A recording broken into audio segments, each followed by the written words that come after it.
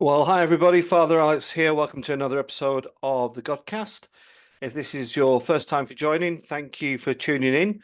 I'm the Vicar of St Matthew's Church in Burnley. I'm the author of Our Daily Bread, From August to the Altar, which is a good book. You can check that out at all good bookshops. I'm also a member of the Church of England General Synod. My guest today on the Godcast is Martin Sewell, who is an expert in all matters regarding safeguarding in the Church of England. A dry subject, I know, but an important one. So I do hope you find this interview now with Martin of at least some interest. So do enjoy my interview now with Martin Sewell.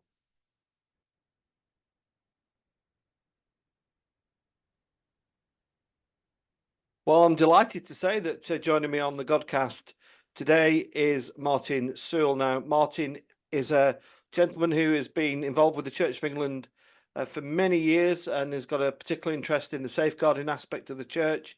He's got a background as a lawyer. Martin, it's really great to get you on the Godcast. How are you? I'm very well, thank you. And can I say it's really nice to have the opportunity of having an extended conversation, because so often we end up having to make talking points, and that doesn't always communicate what we need to do. So let's have a good chat. Yeah, I think it's good wise words. That I mean, what I hear from people about the Godcast is an extended conversation is missing in many ways. Maybe not some things in general synod, but in this area for sure. And Martin, I mean, we can't get away from the subject of we can't make safeguarding sexy or exciting, but it's an important conversation to have, isn't it? But I'd like to start our safeguarding conversation with just by recognizing that what we're going to talk about is not really about those people in individual dioceses working in a safeguarding capacity who are doing some really fantastic work. It's about something completely different, isn't it? Absolutely. One of the problems that I have is that because I know what's gone wrong and I get a 5-minute speech, people only hear me talking about what goes wrong. And I do want to emphasize, and I do whenever I get the opportunity, that children and vulnerable people are actually not really at greater risk in the churches than they are in the schools or the sports clubs, all of which have had their own issues in the past. And a lot of people know what's happening on the ground. Where problems, in my view, begin to become very serious and heated and problematic is the higher up the church you get, that when mistakes are made, the survivor victims find that the upper echelons are so concerned to protect reputation, they've got these various procedures in place, that it just becomes an impossible task for them to get justice. And so if you're working at the ground level, if you're a safeguarding officer or a local parish safeguarding officer, good on you, you're probably getting it right. It's very simple to get right. When it goes wrong, it's really complicated to unravel it. And I'd expand that point if you want me to. Well, just to give people some context, Martin, because a lot of people who follow the Godcast have got an outside interest in matters of church and religion. Just explain your involvement really and why it kind of gets you heated. Give us a little bit of background to your own context in working in this role. Okay. Well, I sought election to the Church of England General Synod after reading a book about the coming of the internet. And it said, this is going to change everything. And we're going to need accountability and transparency. So I stood on a platform saying, we really need to have transparency and accountability. This is what we're going to have to face. And by the way, I happen to have done 30 odd years as a safeguarding lawyer. That might come in handy. And then I first got involved when, if you remember, there was a problem over the late Bishop Bell of Chichester, who allegations were made against him. And I heard the church explaining how everything had been done perfectly properly and they were convinced they knew the right answer. And they weren't explaining very much, so they weren't being very transparent. But everything they said rang alarm bells with me. And I'm thinking, this is not being done properly. I don't know what the truth of this is, but this process is just rubbish. and so I started working with that. And then what happened was that although I was defending a bishop, as it were, I then got survivors coming to me and saying, well, we hear you, and, you seem to know what you're doing. Hear my story. And then gradually it just kept coming. And so I became their advocate by accident, really. I always, I'm in my first term on General Synod, and it strikes me, Martin, that I've heard numerous stories of people who've been abused and serious suggestions and really serious things that have affected people's lives. I just sometimes get the feeling that these people have been put second. Is that a fair assumption in your, that kind of like you said at the beginning, the longevity, the protection of the church has come first, and the abuser has come second. Is that fair or not? It's absolutely fair. I just need to say that 95% of allegations are probably soundly made. The difficulty, as we in the safeguarding sphere used to say, is we don't know which of the 95 we're talking about. There's always the 5% that aren't. And justice requires that we present good process to the accused as well as to the accuser. And the vast majority of people are wholly on side with that. We want fair process. And as Professor Jay pointed out, the secular world does this perfectly normally every day of the week. Hundreds of cases are being processed in a perfectly unexceptional way, all well. It's only when you get to the church that things start to go wrong, because the church, with a very poor record and very little expertise inside, frankly, at these levels, the church thinks it knows better, and it doesn't. Most of our diocesan processes are suboptimal, and they're inconsistent. And from a clergyman's point of view, you are in a regulated profession. Some of the people who are overseeing your standards are not in a regulated profession. It's quite peculiar when you think about it. Yeah, you touched on the J report, and again, Martin, to give this context, just explain where the church is at this moment in time, and just if you could bring the J report into that so people know what we're talking about. Just explain that briefly if you could. Actually, let me wind back. There's a very, very simple starting point. It's always a good idea to go back to first principles. If you're going to investigate cases involving the church, it's a good idea if you've got independence and if you've got policies to prevent conflicts of interest. Now, the church does not habitually, at the moment, offer independence. And although they say they have conflict of interest policies, when you ask them to show them to us, they can't. It's what I call a chumocracy.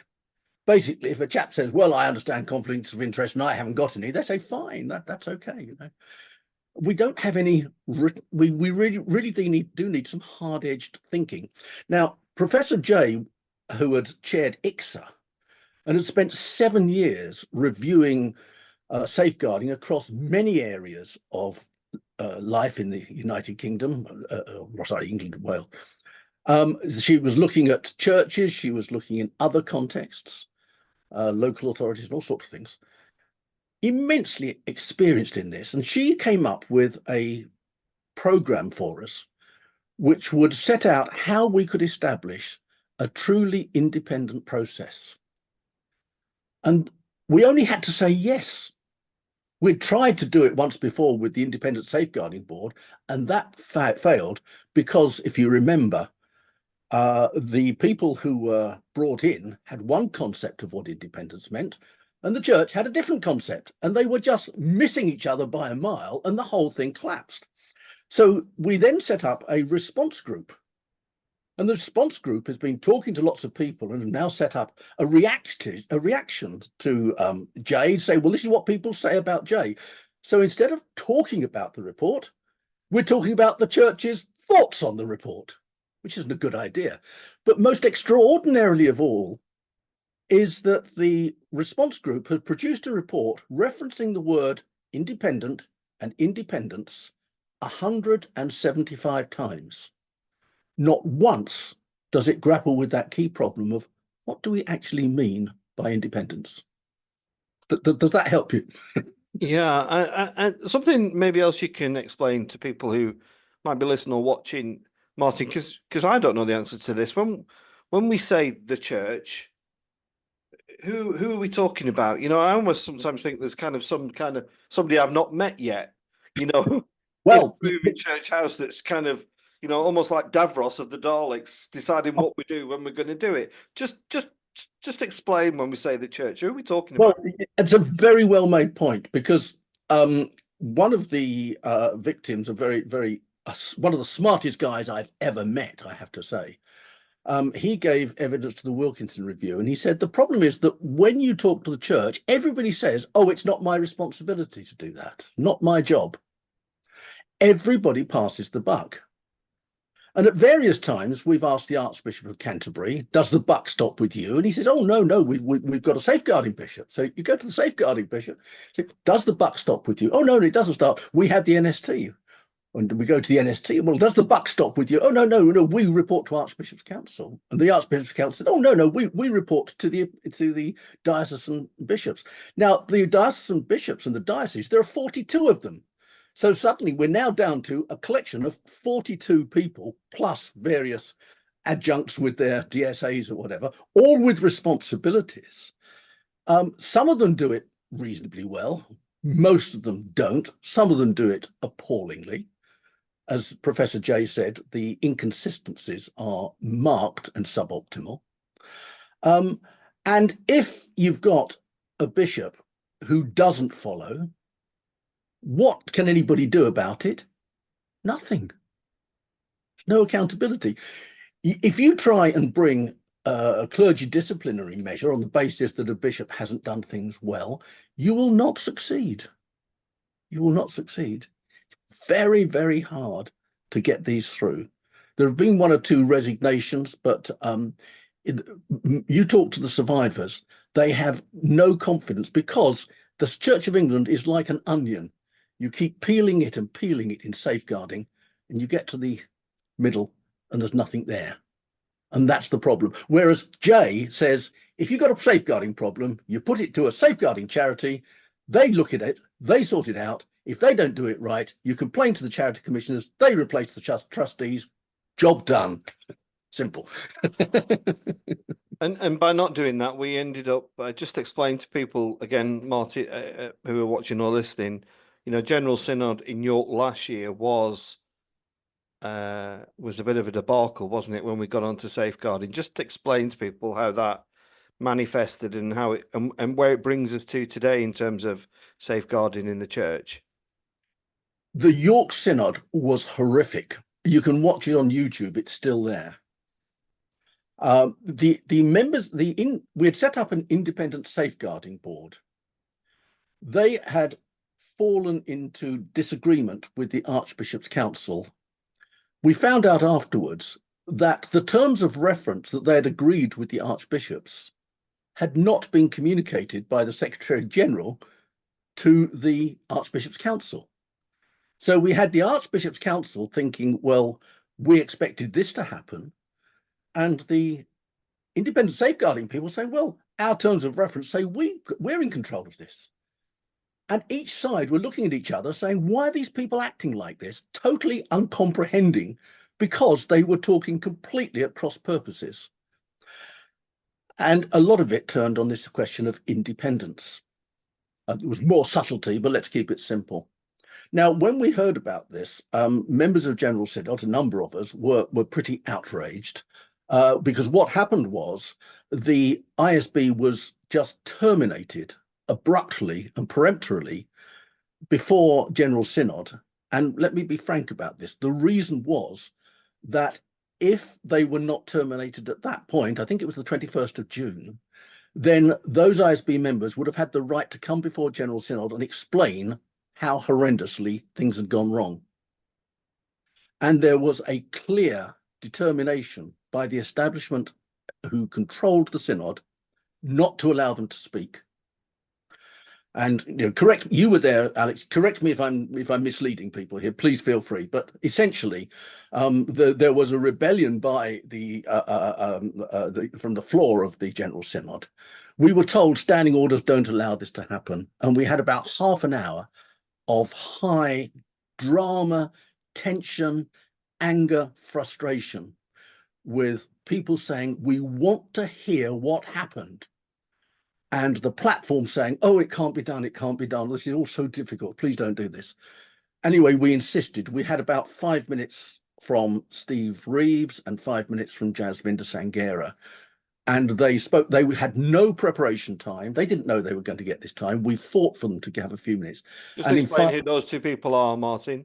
oh, sorry, they were the people who were the remaining members of the two of the remaining three members of the Independent Safeguarding Board. They were the ones who were fighting for independence and really concerned about it. And in 5 minutes, they explained their position very succinctly. And as a result of that, we got the Wilkinson report, which people can read, or there is I'll say it myself.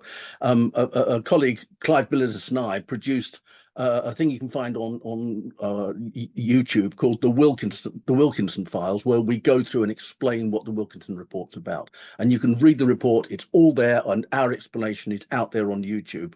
But the essence is that Dr. Wilkinson made it quite clear that the Church of England setting up of the ISB was badly flawed. It was badly conceived. It was not resourced correctly. And worst of all, when they terminated the ISB members' contracts, we left the 12 at that time. It's now down to 11. One person has left pressing their case. But 11 people who were acknowledged to be acutely vulnerable people that we needed to look after, and we cut them adrift, and they did not know what was going to happen next. And they were left unsupported. There was no trauma awareness in the Archbishop's Council. They got severely criticised for that by Dr. Wilkinson. And we were told we're going to look after these people. One of the reasons that the ISB was closed down was because it was said they didn't get on with those reviews quickly enough. They didn't agree with that, but just hold the thought. 1 year later, not one of those reviews has even been started. It's not they haven't finished, they haven't been started. And the church has probably now, back of a fag packet calculation, we think the church has spent £100,000 close on a reviewer and support staff to get nowhere in a year. And I have to tell you, this is awful to say, but the victims of the Church of England are in a worse position, as I see it, right now than they were a year ago when the ISB was sacked, because at that time they had hope, and right now they haven't. Do you know what, Martin? It really it almost breaks my heart, because you and I and everybody else who might watch this, many of us will be part of this institution, aren't we? That Yes. Yes. gives us all these situations to deal with. You must be I can tell by the tone of your voice you're exasperated by it all. I'm controlled, exasperated. Yeah, but so this, how is this going to shift from where it is? How are we going to get to? I know, I've spoken to Bishop Helen Ann Hartley, the Bishop of Newcastle, who is very cross that this move to independent safeguarding hasn't happened. What do we need to do? What needs to happen next? How do we move this oil tanker in a forward direction? I have to tell you, Alex, and I know you're wholly understanding the situation. I would say there are probably 30, 35 people at General Synod who really get it. But there's 400 odd that don't. And I am not hopeful. I am not sure that the Church of England Synod has the understanding and, above all, the empathy to get on with this. Because Jay says, here is a way forward. This will do it. And I'm convinced it would do it. The problem is it would inconvenience some people. People would find it a bit disturbing on the inside. The establishment would have to shift a bit. They'd have to eat humble pie. But instead of doing that, they're saying, oh, no, we'll go away. Thank you, Professor Jay. Thank you, Dr. Wilkinson. Thank you for your kind thoughts. We'll go away and we'll figure something out ourselves, because we're the church and we know how to do church stuff.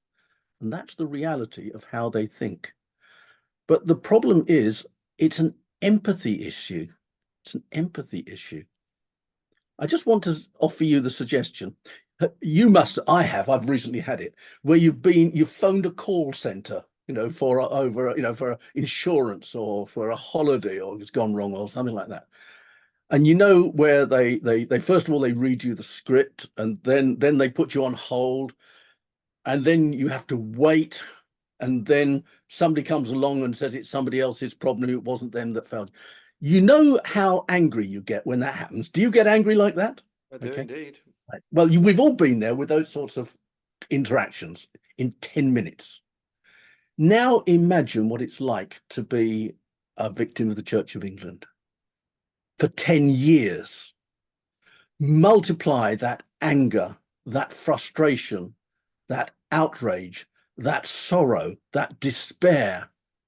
Some of these people are now have had suicidal ideation.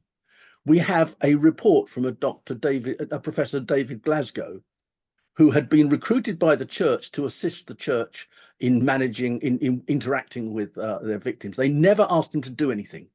And when he heard of these problems, he volunteered for nothing to meet our victims. And he has told the Church of England, the Archbishop's Council, the archbishops, these people suffered significant harm as a result of what you did to them last July. And the church has done nothing. Now, it may be the only solution to this might not lie in the church. We've got an election coming. We'll possibly have a new estates commissioner. We might have a new government. That new government is in pretty much a reforming mood. It may be that we need to go to the Ecclesiastical Committee of Parliament and say, I'm sorry, stop indulging these people. They are not trustworthy. They've put out a paper about trustworthiness, haven't they? And my simple message is, if you want to be trusted, be trustworthy. In safeguarding, we're not trustworthy. We're managing it, we're pushing it into the future, kicking the can down the road, and we are doing it for our own benefit. They say we put survivors first. Does any of this sound like survivors being put first to you? It sounds pretty grim. I mean, and there's lots of things going around in my head, Martin. You know, one of the things is, you know, this is a real sadness for me. You know, when you use the word empathy in the gospel of Jesus Christ, if there's one place you should be able to turn, it should be the church. You should be able to find empathy at the church where you can't find it in other places, and that's clearly not the case, is it? And I Oh, wonder how it lends into the wider issues of where we are. There are schisms left, right, and centre, aren't there? There are factions, there are different traditions, so many different opinions. I wonder if that apathy towards empathy and protection of the most vulnerable people comes from a place of somewhere else, a place of self-preservation, a place of supporting my team, as it were, or what's your thoughts? How much does it buy into the bigger story and bigger scenario of the Church of England?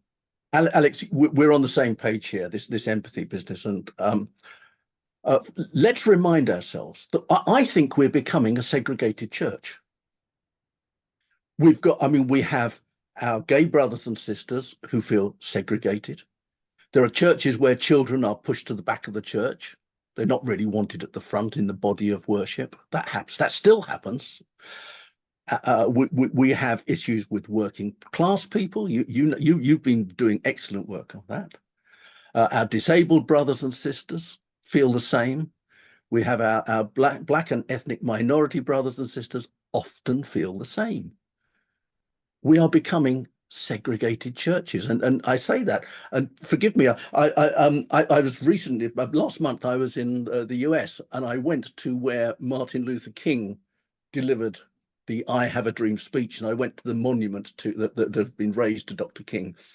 And I wrote, you didn't know I've got this actually, but I just flagged this up because I thought it might come up. And just let me read 2 paragraphs, and it is Dr. King's language from the time. So just listen. And he's talking about racial segregation, but he says, in the final analysis, the white man cannot ignore the Negro's problems because he is part of the Negro and the Negro is part of him. The Negro's agony diminishes the white man and the Negro's salvation enlarges the white man. What is needed today on the part of white America is a committed altruism that recognizes this truth. Altruism is more than the capacity to pity, it is the capacity to empathize. Pity is feeling sorry for someone, empathy is feeling sorry with someone. And I think Dr. King's got it. And until the church is alongside the people that we have been spurning and alienating, until we get alongside these, I say these people, that's a horrible thing to say, you know what I mean? Until we get alongside our brothers and sisters properly and empathize and understand their hurt and their harm, we're never going to solve any of these problems. And safeguarding is just one iteration of an overall problem. How do we move that on though, Martin? I mean, I've heard the word sorry used in synod numerous times, and I know that people who listen to that go, well, that's just another sorry. Your sorries are hollow, whether it is around the abuse of people who've been abused within the church, whether it's the treatment of the LGBTQI community. It's almost like sorry's done in the church. It's like, stop your sorries, let's get on and do something else. So if we acknowledge this is the last sorry, from this point on, this is what we're going to do. In an ideal world, what would that look like for you, Martin? It would look like us becoming the humble church. The humble church should be down at the grassroots.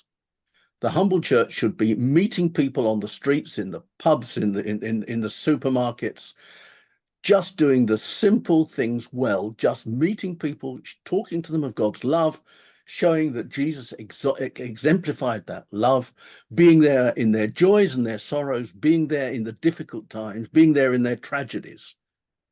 That's where we'll start to connect with people. It's not in we will build this super church with the smoke machine and the lights and the TED talk, as somebody said, which rather amused me, I have to say. That's not where the church is going to be built, is it? The church wasn't. I mean, if only the disciples had social media, what do you think would have happened then? They just went and talked to people one-on-one, kept talking to people. That's what we need to do. Strategies won't do it. Talking to people will do it. And those other and trusting people. Those 400 odd people that you said aren't listening in synod, I think you're highly respected, Martin. What would you say directly to those people? Well, it's kind of you to say so.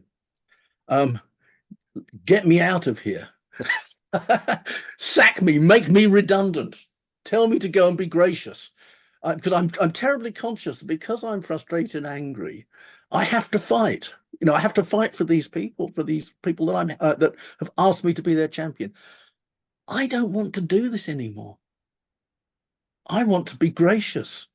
That's my personal message. But specifically, understand that this is urgent. Professor Jay told us, do not tinker with my proposals, do them urgently. And we are now down the line and things will not be done urgently. And we're still talking and we're still trying to accommodate our needs to the recommendations. What would be the simple thing is pass Jay, get it set up now, and then we'll figure out how the church has to adapt to that new regime. And that's our problem. And if it costs us a bit of time, effort, and inconvenience and embarrassment, well, so right. Let's take it. Absolutely. Let's be humble. We caused this mess. Let the J proposals solve the victims' problems, and we'll then have to figure out our own problems. But let's get them separated out. And I want to finish this discussion, Martin, with the victims. You said there's all those people out there. Just finish by saying a word in support of those people, if you would.